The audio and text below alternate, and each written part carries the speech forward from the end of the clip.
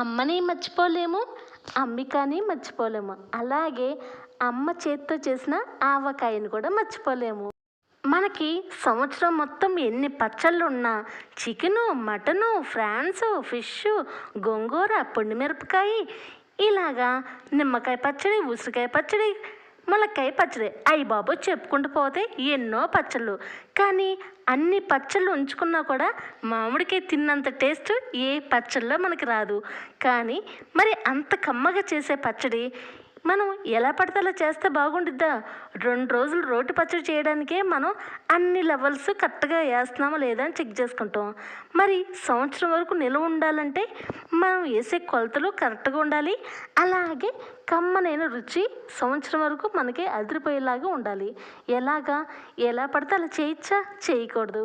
మరి అంత రుచిగా అంత టేస్టీగా ఎలా మా అమ్మగారి చేత్తో చేసిన ఆవకాయ పచ్చడి ఈరోజు మీకు చెప్తానే.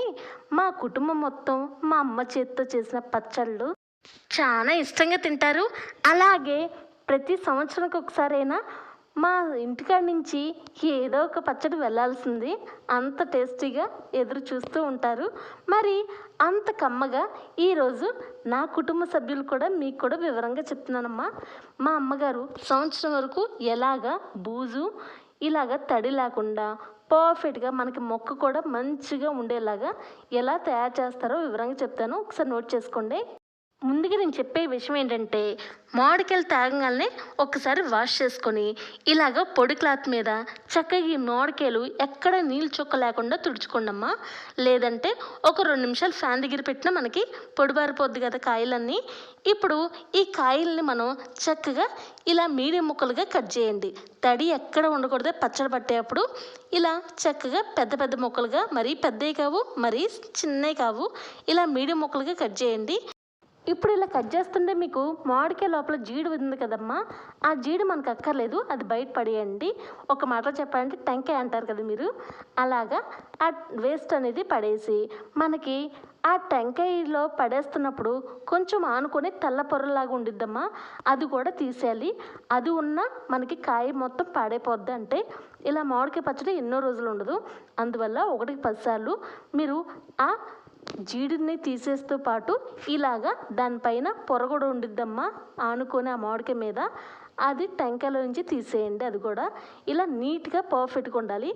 ఇప్పుడు మీరు ఒక ఎండలో మీరు ఈ కాయలన్నీ ఇలాగా ఒక పొద్దున ఆరబెడితే ఇలాగ మధ్యాహ్నం వరకు ఎండలో బాగా ఒక 3 గంటల వరకు వదిలేయండి అమ్మా. అప్పుడే మీకు మామిడికాయలో కూసంత తడి ఏమైనా ఉన్నా మీకు ఆ ఆవిరికి ఇంకొంచెం స్టిఫ్గా తయారైపోతాయి మొక్కలు. అర్థమైందా? ఇలా ఫ్యాన్ దగ్గర కన్నా కొంచెం ఎండలో అయితేనే పర్ఫెక్ట్గా ఉండిద్ది. ఈ కాలంలో అయితే అందరూ అపార్ట్మెంట్లోనే ఉంటున్నారు. మరి ఎండ ఎక్కడి నుంచి వచ్చిద్ది? అందువల్ల మీరు ఫ్యాన్ దగ్గరే పెట్టుకోండి అమ్మా. ఫ్యాన్ దగ్గర అయితే ఎండలో అయితే ఒక 3 గంటలు సరిపోద్ది. అదే ఫ్యాన్ అయితే ఇంట్లోనే ఎక్కడ తడి లేకుండా మంచిగా పొడిగా ఆరేసుకోండి చక్కగా ఒక క్లాత్ మీద. ఎంతసేపు ఆరబెట్టాలి అంటే ఇలాగా ఒక ఎండలో అయితే మనకు 3 గంటలు సరిపోద్ది. అదే ఫ్యాన్ దగ్గరే అయితే ఇలాగ ఒక 5 నుంచి 6 గంటల లోపలే మనకి ఆరబెడితే చాలమ్మా, ఇంకెక్కువసేపు అక్కర్లేదు. మనకి ఒక్కటి మాత్రం గుర్తుపెట్టుకుంటే, ఏ రోజైతే ముక్కలు కట్ చేస్తారో ఆ రోజు మీరు పచ్చడి పట్టేయాలి. అంతే తప్ప నెక్స్ట్ రోజు పట్టుకుందాంలే అనుకుంటే మీకు మొక్కలన్నీ పాడైపోతూ ఉంటాయి. మనకి సంవత్సరం వరకు ఉండాలి అంటే ఇలాగా మనం ఏ రోజు పని ఆ రోజే అయిపోవాలి మామిడికాయ పచ్చళ్ళలో. ఇక మనం ఇలా శుభ్రంగా ఎండలో ఆరబెట్టిన తర్వాత ఇప్పుడు ఒక 3 గంటల తర్వాత కింద తీసుకొచ్చానమ్మా. ఇప్పుడు నేను మనకి మామిడికాయ పచ్చడి పట్టాలంటే రుచి పచ్చి అన్నీ పర్ఫెక్ట్గా రావాలంటే ముందు మనం కొలుచుకోవాలమ్మా. ఎలా కొలుచుకోవాలంటే ఇలాగా మామిడికాయ ముక్కల్ని నేను ఇలాగా ఒక చిన్న లోటాల్లో వేసుకుంటున్నాను. ఈ లోటా అనేది 1/4 కిలో ఉండిద్దమ్మా. ఆ 1/4 కిలో మీద ఇలాగా మామిడికాయలు ఎండిన తర్వాత ఇలాగా మనం ముక్క మునిగేలాగా ఇలాగా లోటాలో వేసుకున్నాను. ఇలా నాకు ఖచ్చితంగా 4 లోటాల వరకు వచ్చినాయి. 4 లోటాలు కలిపితే కేజీ అని అర్థం అమ్మ. అలాగా మీరు చేసుకునే విధానం పర్ఫెక్ట్గా కొలుచుకుంటూ వేస్తే మీకు వేసే మిగతా దినుసులు కూడా పర్ఫెక్ట్గా మీకు ఎస్టిమేషన్ వచ్చేస్తాయి. ఇలాగా మనకి ముక్కలన్నీ కొలుచుకున్నాం కదా, 4 లోటాలు అయినాయి కదా. ఇప్పుడు మనం పప్పు నూనెతో నేను కేజీ ఈ మామిడికాయ ముక్కలు అయితే 1/2 కేజీ నూనె ప్యాకెట్ ఉండాలమ్మా. నూనె ప్యాకెట్ అంటే ఏది పడితే అది వేయకూడదు, పప్పు నూనెకే కేటాయించడమ్మా ఏ పచ్చళ్ళు అయినా, అప్పుడే కమ్మగా ఉంటాయి. లేదు మీరు పప్పు నూనె వాడకపోతే కనీసం ఏడుశనగ గుళ్ళు నూనె అయినా వాడండి అమ్మా, అదైనా బాగానే ఉండిద్ది. కానీ ఎక్కువ శాతం పప్పు నూనెకే కేటాయించుకోవటానికి ట్రై చేయండి అమ్మా. ఇప్పుడు 4 లోటాల ముక్కలకి మనకి 1 లోటాలో సగమే కావాలమ్మా సాల్ట్ అనేది. మరి చూసారా, మీరు కరెక్ట్గా మీరు వేసుకునే విధానం బట్టి ఇలాగ కొలుచుకున్నప్పుడు మీకు ఈజీగా అర్థమైద్ది. మీకు సాల్ట్ ఒకవేళ ఇప్పుడు కొంచెం తక్కువైనా ఎక్కువైనా మళ్ళీ వేసుకోవచ్చు, ప్రాబ్లం ఏం లేదు. ఇంకా అన్నీ పర్ఫెక్ట్గా ఉండాలి తప్ప ఇది మాత్రం మనకి నచ్చినట్టు వేసుకోవచ్చు సాల్ట్ అనేది. కానీ సాల్ట్ అని కూడా మనకి రెండోసారి కలుపుకోకుండా పర్ఫెక్ట్గా వేసుకోవాలంటే ఇలాగా 4 లోటాల ముక్కలకైతే ఇలా 1 లోటాలో సగం వరకే సాల్ట్ పట్టిద్దమ్మా. 1 టేబుల్ స్పూన్ పసుపు, మనకి 4 ఇలా లోటాలకి మనకి అంటే 1 కేజీ పచ్చడికి 1 టేబుల్ స్పూన్ పసుపు చాలు. అదే 1/2 కేజీ అయితే 1/2 టేబుల్ స్పూన్ చాలు. దాన్ని బట్టి మీరు ఎస్టిమేషన్ వేసుకోండి. ఇప్పుడు మీరు 1 లోటా నిండా పచ్చడి కారం అనేది తీసుకోండమ్మా. మనకి పచ్చడి కారం కాకుండా వేరే ఏ కారాలు వాడకూడదు.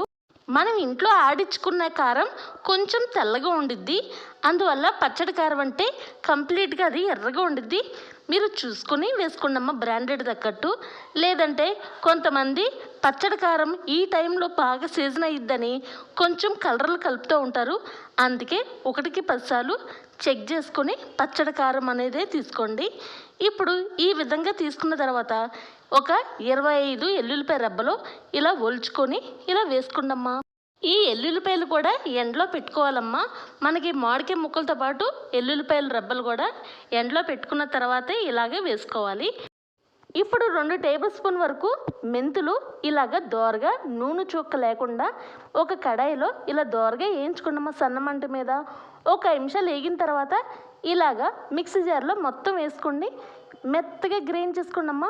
మనకి ఈ విధంగా మెత్తగా రాగానే మీరు 1 టేబుల్ స్పూన్ వరకే వేయాలి. కేజీ కదా, అదే 2 కేజీలు అయితే మీకు కూసంత ఎక్కువగానే పట్టిద్ది.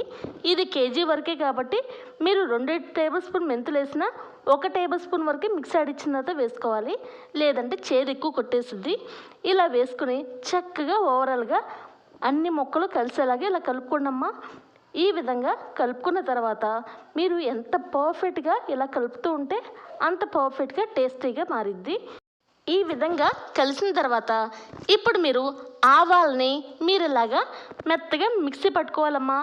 ఆవాలు మీకు చేసుకున్న ఓపిక లేకపోతే బయట షాప్కి వెళ్ళి ఇలాగా ఆవు పిండి అడిగితే వాళ్ళు ఇస్తారమ్మా.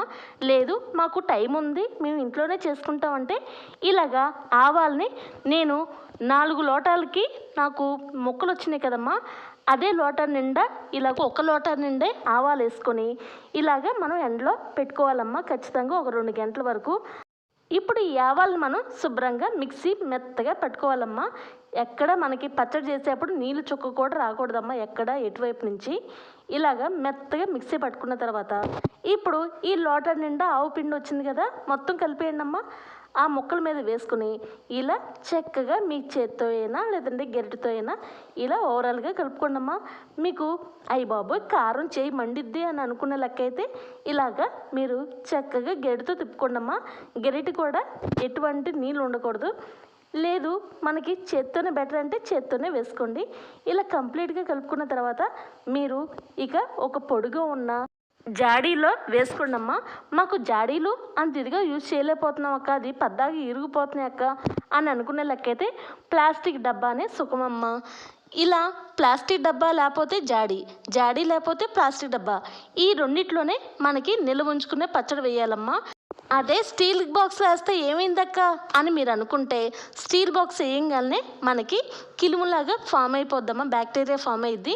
ఎక్కువ రోజులు నిల్వ ఉండదమ్మా, మహా అయితే పట్టుమని ఒక వారం రోజులు ఉంటుందేమో, అంతకుమించి ఉండదు. అందువల్ల మనకు సంవత్సరం వరకు నిల్వ ఉండాలంటే ఉంటే జాడీ, లేదంటే ఇలాగా ప్లాస్టిక్ డబ్బా. ఈ ప్లాస్టిక్ డబ్బా కూడా చక్కగా కంప్లీట్గా ఎటువంటి గాలి ధూళి ఏమి వెళ్ళకుండా చక్కగా మూత పెట్టుకోండి అమ్మా. మనకి సంవత్సరం వరకు నిల్వ ఉండాలంటే ఏదైనా అన్నిటికీ మీద మనకి మూతలు అనేది మెయిన్గా ఉండాలి. ఇలా ఆ పచ్చడి మొత్తం కలుపుకున్నారు కదా, ఇలా ఆ ప్లాస్టిక్ డబ్బాలో వేసుకొని చక్కగా మీరు మూత అనేది పెట్టేయండి అమ్మా. అయ్య బాబోయ్, నూనెంటక్క పెద్దగా కనపడతలేదంటే మీరు కంప్లీట్గా ముక్కలన్నీ వేసేసిన తర్వాత ఇలా మనకి అడుగున ఉన్న నూనె మొత్తం పైకి వస్తూ ఉండిద్దమ్మా. ఇప్పుడు ఇలా ముక్కలు వేసేసారు కదా, ఇక మూత పెట్టేయండి అమ్మా. ఖచ్చితంగా 3 రోజుల వరకు ఈ బాక్స్ని ముట్టుకోకండి అమ్మా. 3వ రోజున చక్కగా ఇలాగా తీస్తే చూడండి నూనె ఎలాగ పైకి తేలుతుందో. మనకి నూనె ఇలా తేలిన తర్వాత పర్ఫెక్ట్గా రెసిపీ రెడీ అయినట్టు. చూసారా, ఈ విధంగా మీరు ఇలాగ ఓపికతో చేస్తే చాలా కమ్మగా చాలా టేస్టీగా మనకి ఏ కర్రీలతో సంబంధం లేకుండా పచ్చడి మీద హ్యాపీగా తినేయవచ్చు. మరి ఇప్పుడు నేను కేజీ మామిడికాయ పచ్చడి గురించే చెప్పాను కదమ్మా. మీరు ఫస్ట్ ఈ 3 కాయలతో చేయండి అమ్మా. మీకు కరెక్ట్గా మెజర్మెంట్తో ఈక్వల్గా చెప్పినందుకు ఒకసారి ట్రై చేయండి. మీకు పర్ఫెక్ట్గా వచ్చింది ఇంట్లో అయితే ఇమీడియట్గా నాకు ఒక మెసేజ్ చేయండి అమ్మా. మీకు ఎక్కువ క్వాంటిటీ మరి సంవత్సరం వరకు ఉండాలంటే ఈ కేజీ పచ్చడి మనకు సరిపోదు. అందువల్ల మీరు ఎక్కువగా పచ్చడి సంవత్సరం వరకు నిల్వ ఉండాలి, మాకు కనీసం ఒక 3 కేజీలైనా కావాలంటే నేను దాని తగ్గట్టే మళ్ళీ వీడియో చేస్తానమ్మా, లాంగ్ వీడియో. ఒకసారి ట్రై చేయండి. ఏదైనా కొంచెం తొందరగా చెప్పండి అమ్మా, అప్పుడే కదా సీజన్ నాకు దొరుకుతాయి. సరేనా? రేపొద్దున మీకు ఇష్టమైన ములక్కాయ పచ్చడి ఎలా చేస్తారో అది కూడా వీడియో పెడతానమ్మా, ఒకసారి ట్రై చేయండి. అది కూడా ములక్కాయ పచ్చడి అనేది ఎంతో కమ్మగా ఉండిద్ది. 1 కేజీతోనే చేస్తున్నానమ్మా ములక్కాయ పచ్చడి కూడా. మామిడికాయ పచ్చడి ఎలా కేజీతో చేస్తానో ఇది కూడా అలాగే చేస్తాను, కానీ అది మెజర్మెంట్స్ వేరు, ఇది మెజర్మెంట్స్ వేరు. అందుకే క్లియర్గా చెప్తానమ్మా. మరి వెళ్ళరానా? బాయ్ అమ్మా.